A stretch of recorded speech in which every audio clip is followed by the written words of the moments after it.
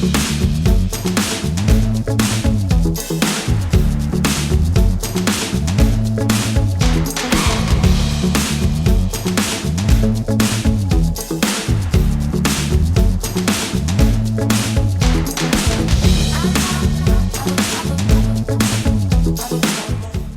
po! Ako po si Orlando Cruz Jr. mula po sa NDBS Navotas City. Nagluluto at nagtitinda po ng sisig with Java rice.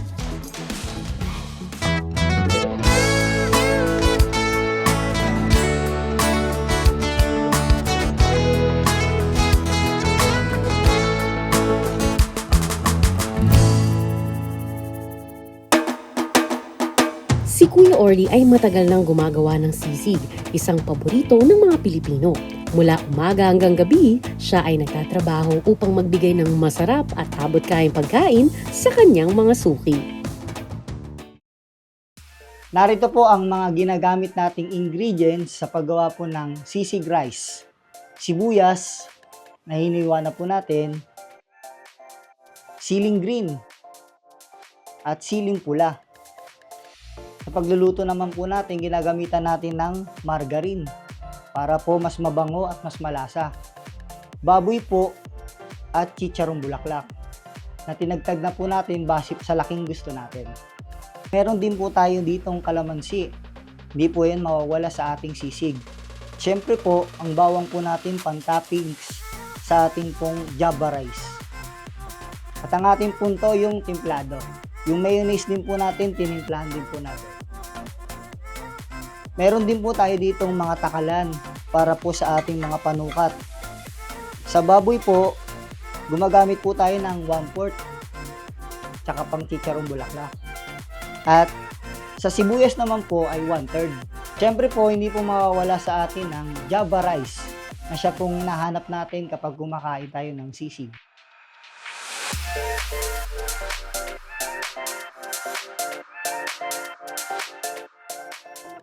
Ang ating pong Java rice ay tinitimplahan po natin ito ng atsuete at garlic powder. At hindi po mawawala doon ang pampalasang margarine. Sinasabay po natin ito sa pagsaing. Simulan na po natin ang pagluluto ng ating sisig. Una po, tatakal po tayo ng ating baboy.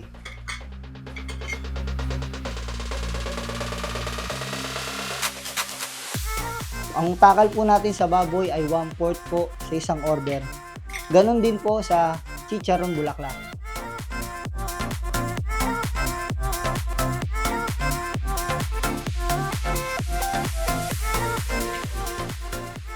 Pagkatapos po natin tumakal ng chicharong bulaklak at ang ating pong baboy, tatakal naman po tayo ng ating sibuyas.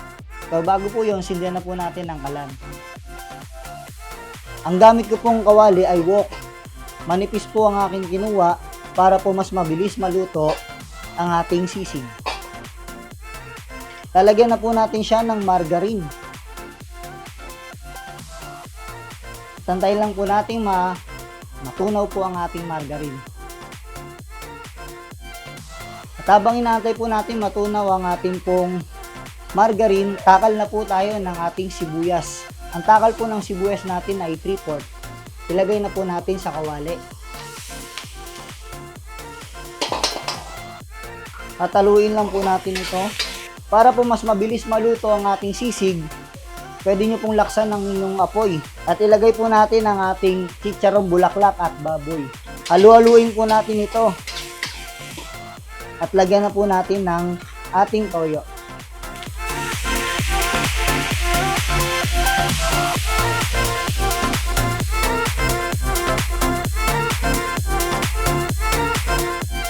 Dadagdagan po natin ng sibuyas pa.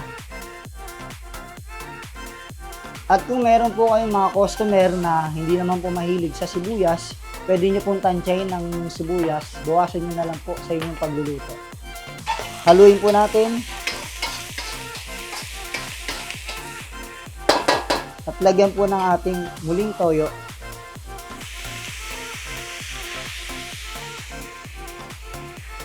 Patuloy lang po itong halu-haluin.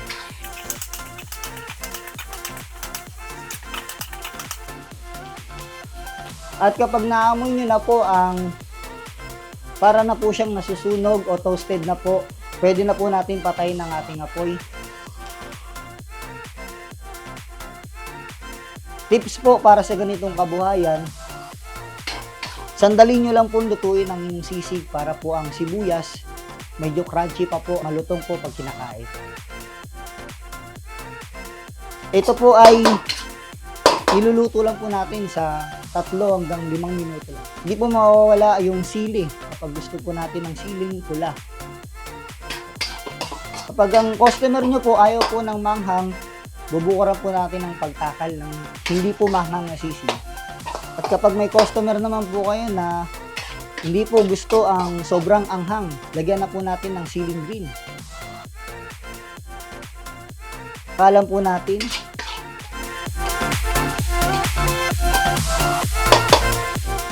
At kapag ang customer po natin nag-request ng sobrang anghang, lagyan po natin ito ng siling pula. Durugin po natin ito. At halu-haluin lang po uli. At takali na po natin ang ating sisig na spicy.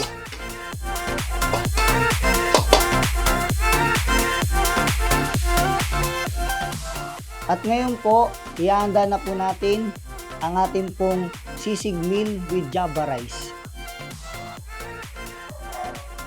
Ating pong mga tray sa ating pong dining area. Ginagamitan po natin ito ng paper wax. Magsandok na po tayo ng ating java rice. Isang cup po ng java rice.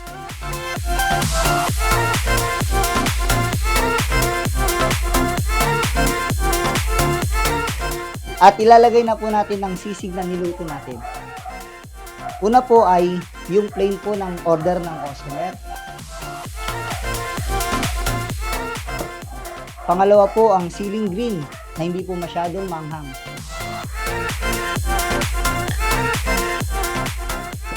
At ang pangatlo po, ang spicy po na order po ng customer natin. Lagyan po natin ito ng toppings, fried garlic sa ating pong mga java rice. Siyempre po ay ang ating kalamansi. Pangbalanse po ng alat ng ating pong sisig. Ito na po ang ating mayonnaise. Ang paglalagay naman po ng ating mayonnaise, depende po sa ating customer. Kapag gusto po nilang marami, pwede po nating dagdagan. O di po kaya, kapag gusto po ng ating customer na lagyan po sa rice, pwede po natin lagyan. At ito na po ang finished product po ng ating sisig rice.